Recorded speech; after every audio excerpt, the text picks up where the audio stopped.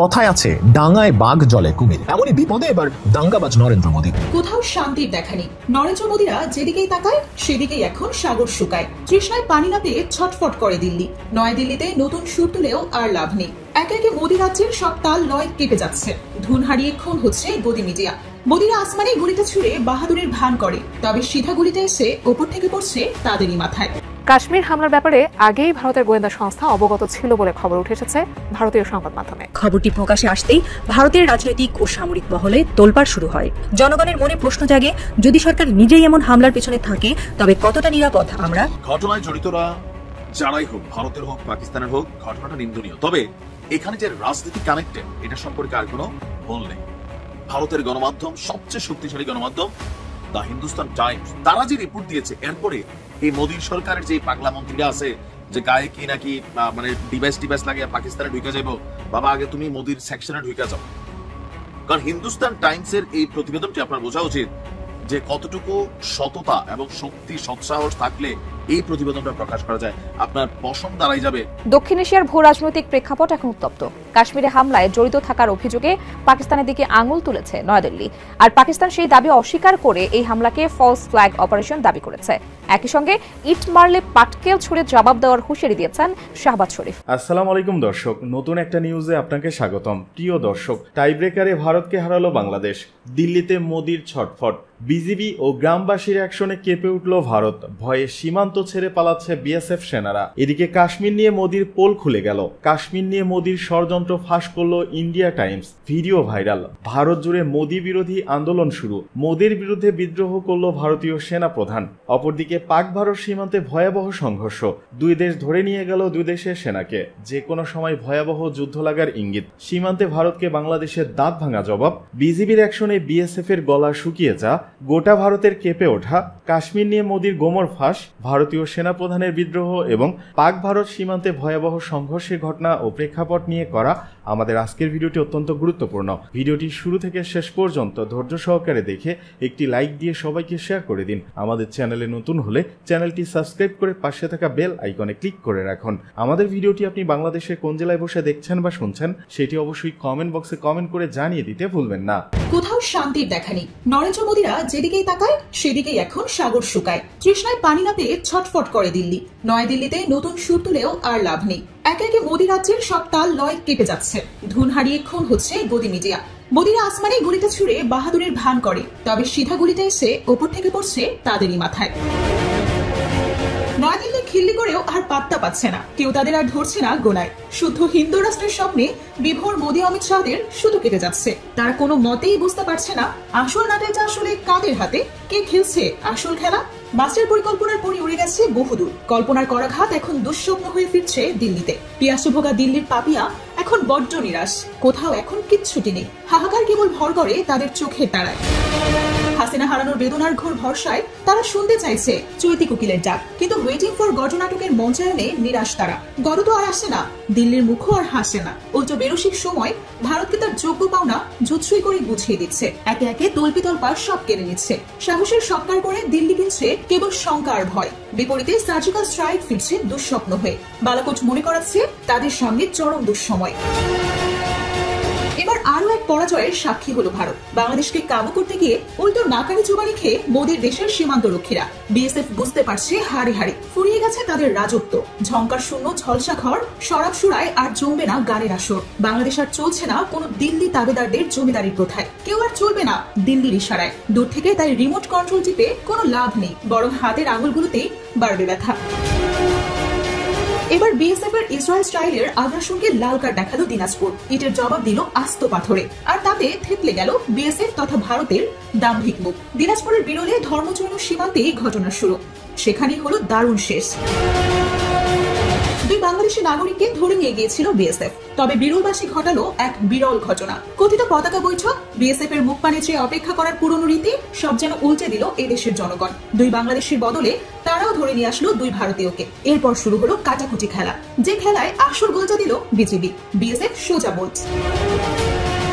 এরপর যা ঘটার তাই ঘটল। নতজানু বিএসএফ পতাকা বৈঠকের আনুষ্ঠানিকতায় দুই বাংলাদেশিকে সসম্মানে ফেরত দিল। গোমরা মুখে ফিরিয়ে নিল দুই ভারতীয়কে।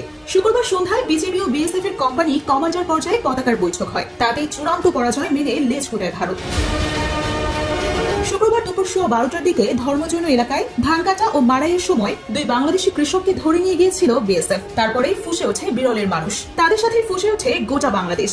ঘটনার প্রতিবাদে তাৎক্ষণিক দুই ভারতীয় কৃষককে ধরে আনা হয়। কাঙ্ক্ষিত মুহূর্তে জমে ওঠে নাটকের ক্লাইম্যাক্স। 2-এর বদলে 2, ফুটবল ম্যাচের সমতা, গ্যালারিতে টান টান উত্তেজনা, অতিরিক্ত সময় গড়িয়ে টাই ব্রেকারে গড়ায় ম্যাচ। আর তাতেই ঘটে যায় বিরল ঘটনা, ভারতকে চূড়ান্ত রূপে হারায় বাংলাদেশ। কালো সমুদ্রের গভীরে যেখানে ঝড়ের গর্জন আকাশকে ছুঁয়ে ফেলে, সেখানে নীরবে দাঁড়িয়ে আছে আন্দামান ও নিকোবরের কালাপানি। ব্রিটিশ আমলের কারাগারের পাথরগুলো যেন এখনো শৃঙ্খলের শব্দ ফিসফিস করে। কিন্তু আজ এই দ্বীপের নীরবতা ভেঙেছে এক নতুন ঝড়, প্রধানমন্ত্রী নরেন্দ্র মোদীর আক্রোশের ঝড়।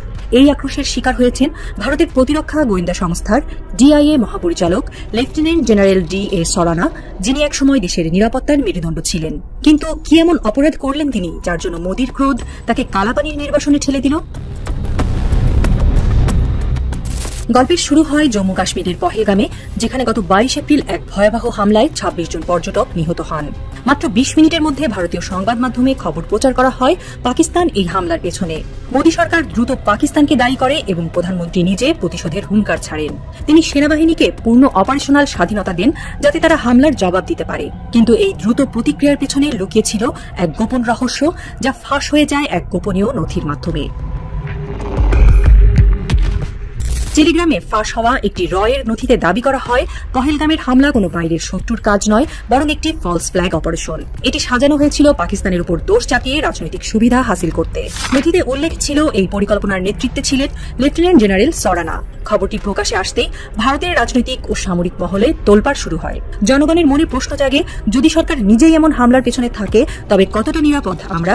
মোদীর ক্রোধ এখানেই তীব্র হয়। সরানার অফিসের হেফাজতে থাকা এই নথি কিভাবে ফাঁস হলো তা এখনো রহস্য। কেউ বলেন এটি ডিআইএর অভ্যন্তরীণ কোন্দলের ফল, অন্যরা মনে করেন এটি মোদী সরকারের বিরুদ্ধে এক বড় ষড়যন্ত্র। কিন্তু মোদী কোনো বিতর্ক সহ্য করেননি। তিনি তৎক্ষণাৎ সরানাকে পদ থেকে সরিয়ে কালাপানির নির্বাসনে পাঠানোর নির্দেশ দেন। এটি কি কেবল একজন কর্মকর্তাকে শাস্তি দেওয়া, নাকি মোদীর ক্ষমতার খেলায় একটি বড় পদক্ষেপ? পহেলগামের ঘটনার পর মোদীর আক্রোশ শুধু সরানার উপরই সীমাবদ্ধ থাকেনি। দুনিয়া নিউজের এক প্রতিবেদনে দাবি করা হয় কাশ্মীর সীমান্তে নিয়োজিত আরেক শীর্ষ জেনারেল লেফটেন্যান্ট জেনারেল এম.ভি.এস. কুমার পাকিস্তানের বিরুদ্ধে তাৎক্ষণিক সামরিক হামলার বিরোধিতা করেছিলেন। তিনি পহেলগামের ঘটনাকে ফলস ফ্ল্যাগ বলে অভিহিত করেন এবং মোদী সরকারের পরিকল্পনার বিরুদ্ধে প্রকাশ্যে মত দেন। ফলাফল, তাকে নর্দার্ন কমান্ডের কমান্ডার পদ থেকে সরিয়ে গৃহবন্দী করা হয়।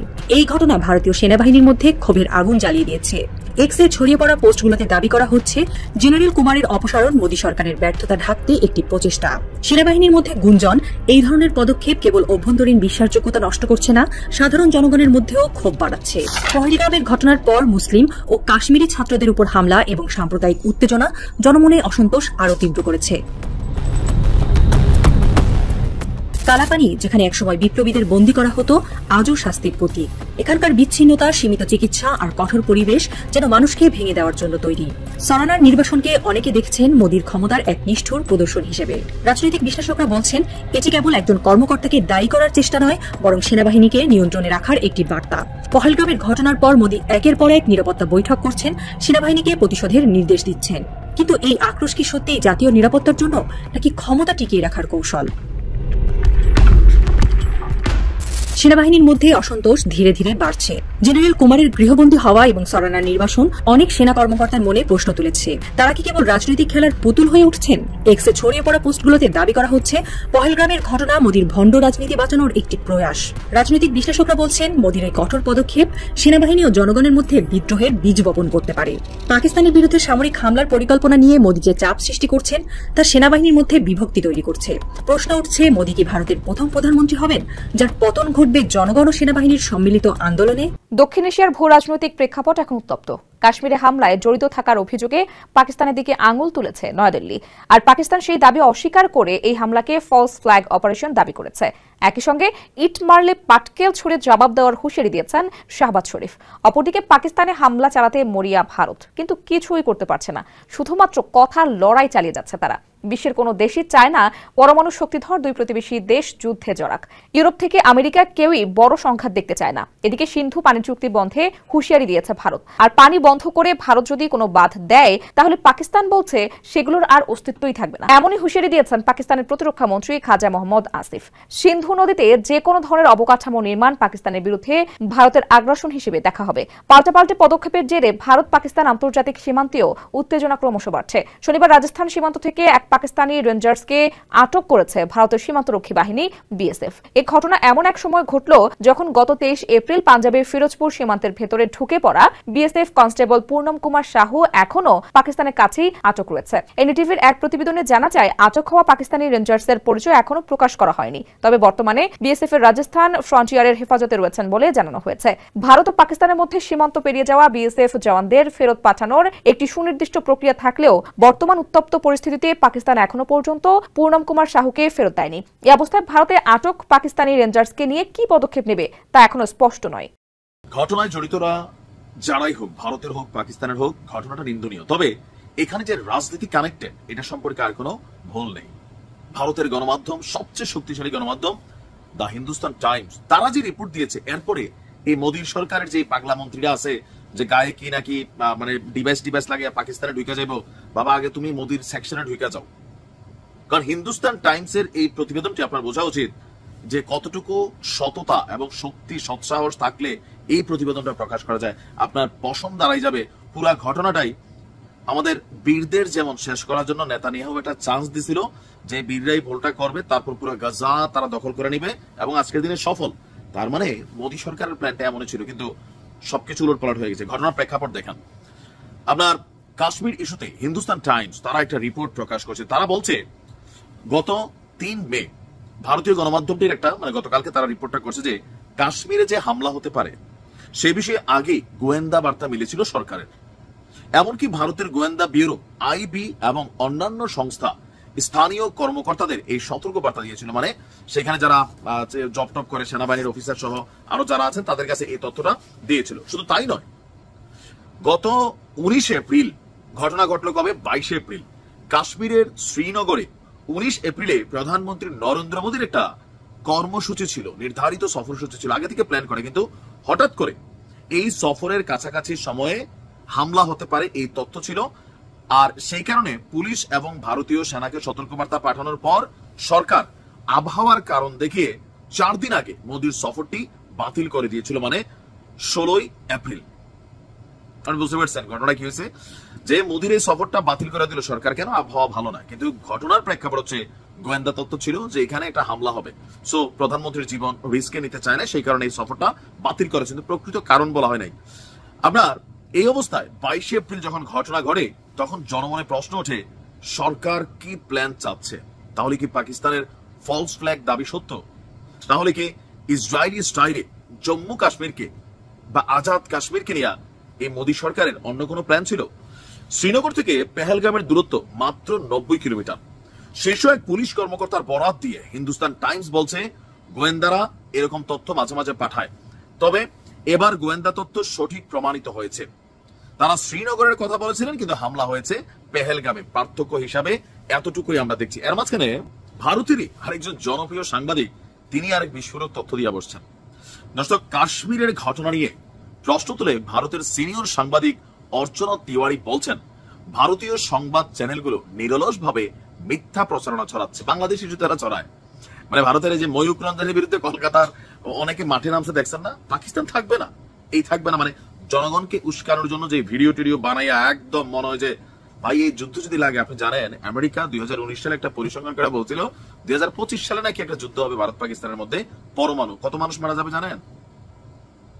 12.5 কোটি মানুষ মারা যাবে যদি ভারত পাকিস্তানের মধ্যে পরমাণু যুদ্ধ হয়। বাংলাদেশের কি 2-4-20-50 লাখ মরবে না? এগুলা হলে মরবে। এত খুশির কিছু নাই।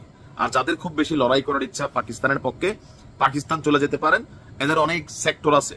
আবার যাদের ভারতের পক্ষে লড়াই করার ইচ্ছা, ভারত চলে যেতে পারেন। ভাই আপনারা দুই দেশে গিয়ে লড়াই টড়াই করেন, আমরা মাঝখান থেকে নিউজ টিউজ দেখি। আপনার তার এই বক্তব্য যে মানে তিনি এখন যখন এই বক্তব্য করছেন, এবার তার নামটা ভাই অর্চনা তিওয়ারি দেখা অনেকাংশে তিনি রক্ষা পেয়েছেন। তিওয়ারির তদন্ত সরকারি বক্তব্যের অসঙ্গতিগুলোকে চোখের সামনে নিয়ে আসছেন। আর এই ঘটনার সত্যতা এবং উদ্দেশ্য নিয়েও নানান প্রশ্ন এখন বিশ্ব জুড়ে আছে। পাকিস্তান বলছিল, বিশ্ব নেতারাও বলছিল যে ভারতকে প্রমাণ করতে হবে এই ঘটনা পাকিস্তান ঘটাইছে। আর এখন যত দিন যাচ্ছে এখন তো মনে হচ্ছে যে কি অবস্থা দেখেন। একজন কাশ্মীরি ড্রাইভার অর্চনা তিওয়ারির কাছে তথ্য প্রকাশ করে বলেন ভারতীয় সংবাদ মাধ্যমগুলা নিরলস মিথ্যা প্রচার করে যাচ্ছে এলাকা নিয়ে। মোদী কি জবাব দিবে দেখা যাক। এদিকে বাংলাদেশিদের ভ্রমণ ভিসা ফের চালু করেছে আমিরাত।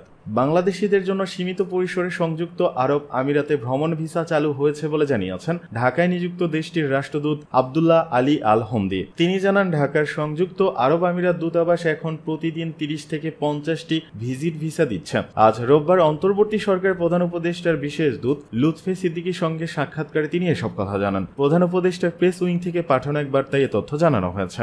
রাষ্ট্রদূত জানান বাংলাদেশ ও সংযুক্ত আরব আমিরাত সরকারের মধ্যে ধারাবাহিক কূটনৈতিক তৎপরতার ফলে বাংলাদেশিদের জন্য ভিসা ইস্যুর ক্ষেত্রে উল্লেখযোগ্য অগ্রগতি হয়েছে। প্রতিদিন গড়ে 30টি থেকে 50টি ভিজিট ভিসা ইস্যু করা হচ্ছে।